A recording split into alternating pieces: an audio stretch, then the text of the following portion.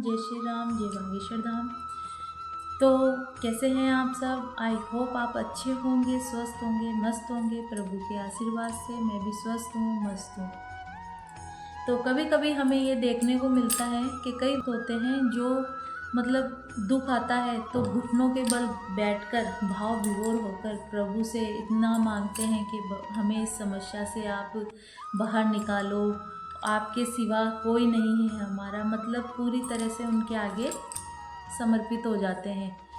जब उस समस्या से हम बाहर निकलते हैं और प्रभु को हम ना तो कोई धन्यवाद बोलते हैं, ना कोई, जैसे जैसे इंसान की लाइफ में सुख आता है ना, तो वो भगवान से दूरी बना लेते हैं कि अभी अच्छे दिन चल रहे हैं। देखो, दुख कभी भी भगवान नहीं देते हैं अपने बच्चों को, वो सब हमारे कर्मों के खेल हैं जो हिसाब किताब हमें यहाँ पर रहकर भुगतना पड़ता है। बस भक्ति का ये है कि अगर हम अपना जो भक्ति कर रहे हैं, सुख में भी वैसी और दुख में भी वैसी, तो वो बड़ा सारा दुख एक छोटे से में निकल जाता है।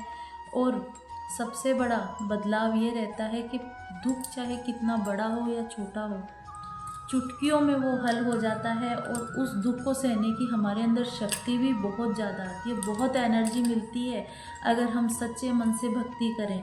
अगर कहीं ना कहीं इतनी सी भी कसर अगर भक्ति में रहती है तो हम टूट जाते हैं, बिखर जाते हैं, अपनी मानसिक स्थिति खराब कर लेते हैं, इतने इरिटेट हो जाते हैं कि बस कुछ जो भी कोई आसपास में बोलता है वो अच्छा नहीं लगता। ये सब मेरे पर्सनल अनुभव हैं।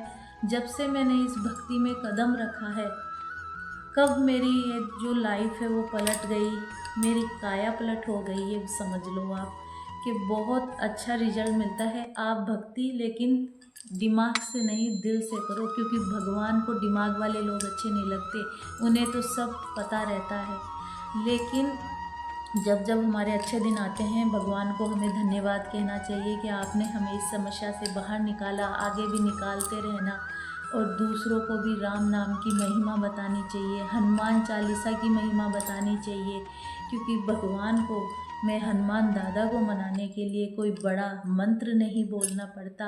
एक सच्चे मन से हनुमान चालीसा कर लो, वो ही बहुत है। राम नाम की माला जप लो, माला भी नहीं जपी जाती तो एक जगह बैठ के राम राम कर लो, या एक जगह बैठ के राम राम भी नहीं होता तो अपने जो भी आपके घर के कर्म हैं, जो भी आपका काम करना है, उस टाइम आते जाते काम से आप कहीं भी जा रहे हो, आ रहे हो, राम नाम कर लो।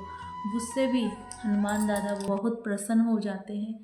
बस भगवान को रिझाने के लिए कोई वो ज़रूरी नहीं है कि बड़ा यज्ञ करें, या फिर हम, वो अपने अपने भाव होते हैं। जैसे आपके पास टाइम होता है वो एक अलग है। अगर आप डेली बिजी रहते हो तो थोड़ी थोड़ी भक्ति में करते रहो, और काम में उनको याद करते रहो। जो भी काम कर रहे हो बस अपना कांटेक्ट भगवान से होना चाहिए, ना कि इधर की देहदारियों की बातों में, संसार की बातों में, मोह जाल में फंसना। ये सब गलत है।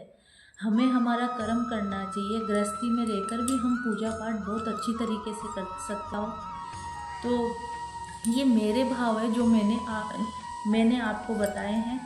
बाकी सबकी अलग अलग सोच होती है, सबकी अलग अलग भक्ति होती है।